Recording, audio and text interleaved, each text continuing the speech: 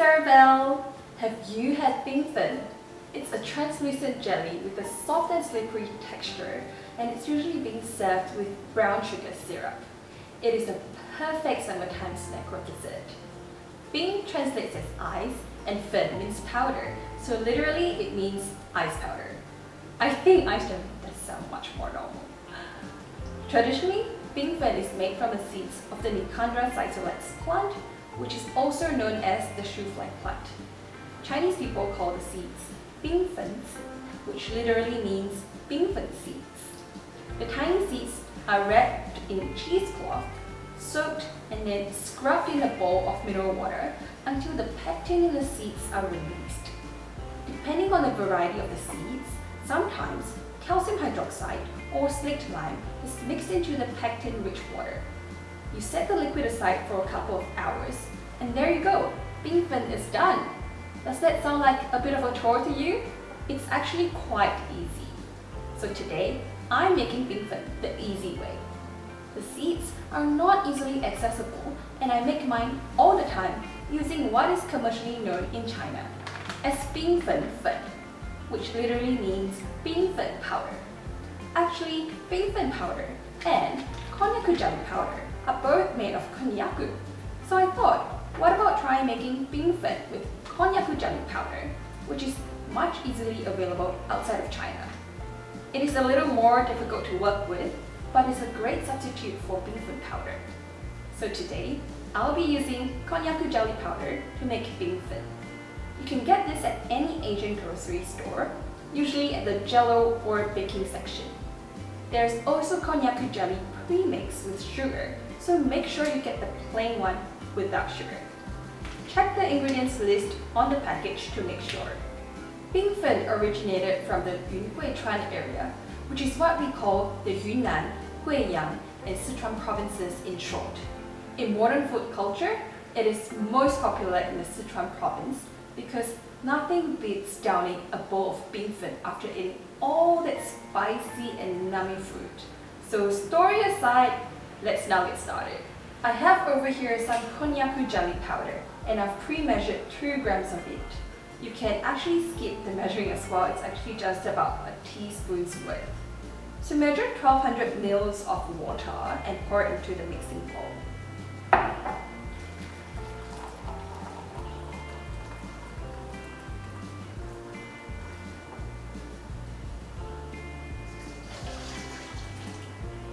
$500, $200.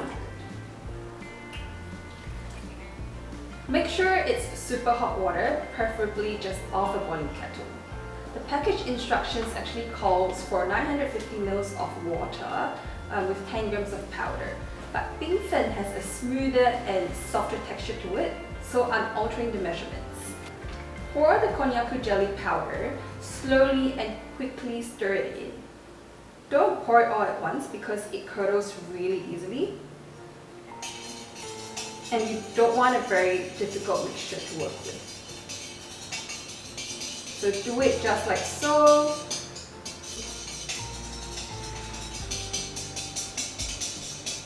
And if you have a little whisk like this, it'll be really helpful.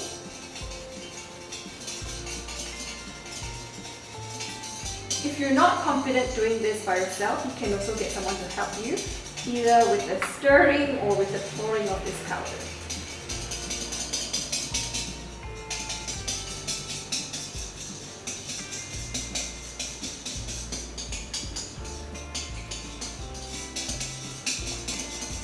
Mix it very, very well.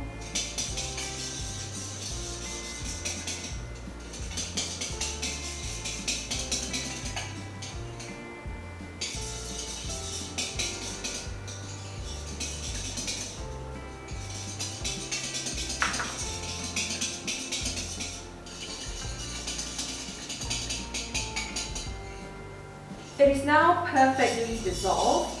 It looks like the pectin-rich water, isn't it? So this is really the sort of consistency that you want to achieve. Not too thick, but not too watery as well. And that's it.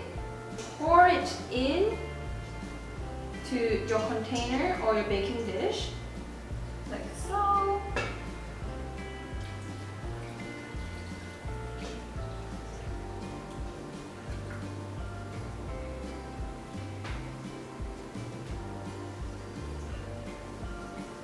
Leave this on the counter for about 40 minutes or so until it's not too hot to handle, and then transfer it into the fridge for about 4 to 6 hours. You can also leave it overnight. Now let's make the brown sugar syrup. Make sure you're using dark brown sugar because it has that unique flavor that regular white sugar doesn't. You can also use palm sugar or gula melaka if you're in the Southeast Asian region, but dark brown sugar is the most original and would be the best. So we'll need 1 cup of dark brown sugar and put it into a small saucepan. Basically, we're looking to achieve that syrupy molasses kind of consistency, and then we'll add in a 1/4 cup of hot water and mix it real well.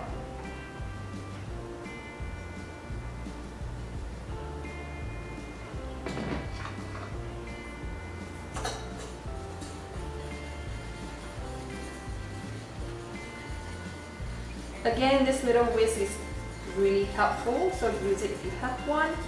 Otherwise, you can use a fork.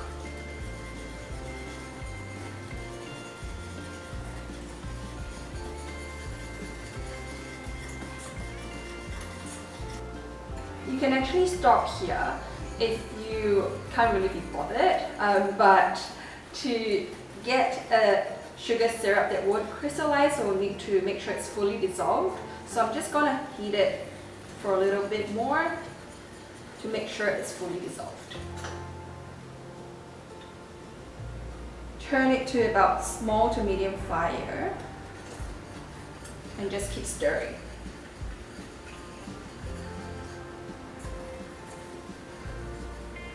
You want to make sure you don't burn it, so you gotta be quite patient over here.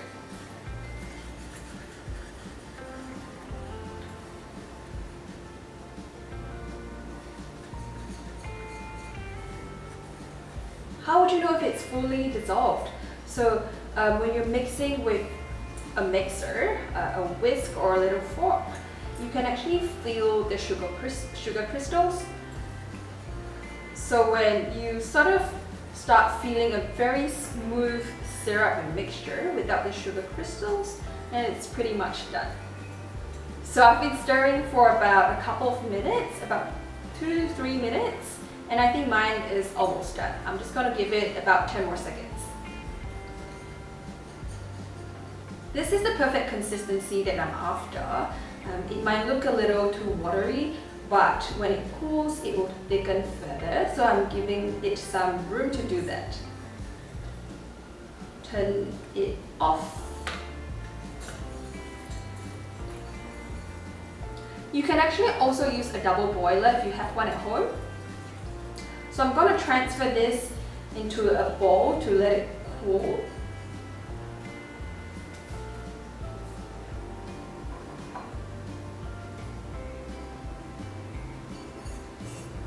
Just let this cool naturally on the countertop. It's now been 4 hours and I've just taken the Bingfen out of the fridge. This is exactly how it's meant to be. I know what you're thinking. Hey Arabelle, that looks a little bit too wobbly.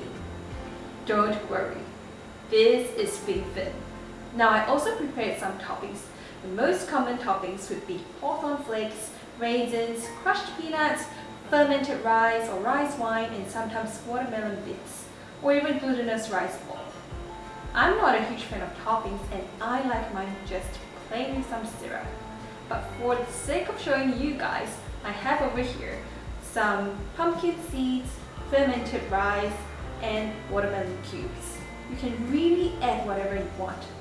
Fruits will really go well with this. Dragon fruit, mango, or even some apple bits. Or you can be like me, just have it plain. Restaurants would scoop up the Bingfen into the bowls directly, but I like mine somewhat cute. So I'm just gonna get a knife and slide through my Bingfen to make a few cuts. Cut through like this.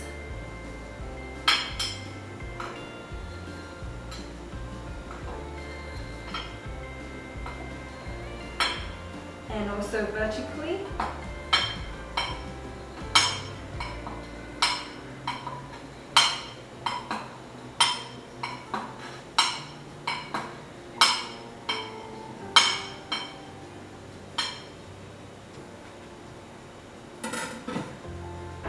There you go. And then using a spoon, scoop some Bingfen into the bowl. Just like so.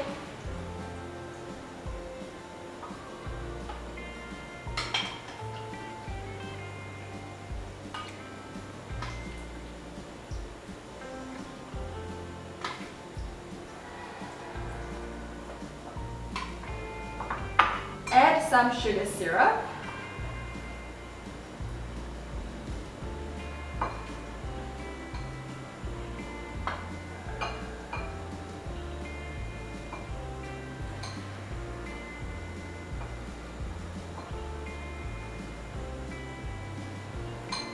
And there you go, Bingfen is done.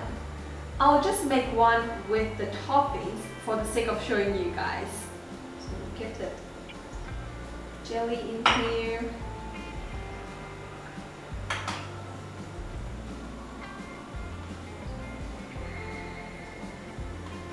Some watermelon bits.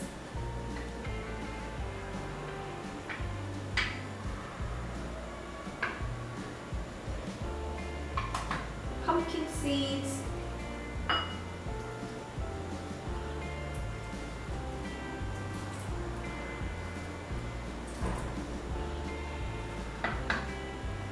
Fermented rice.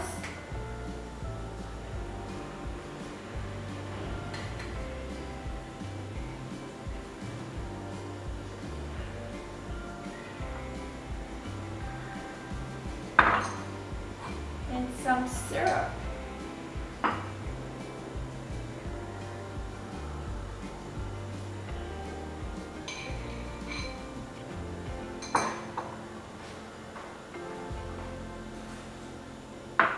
There you go, Bingfen is served. Now let's taste it. Give it a slight swirl around. Some watermelon bits. Some jelly. Oops.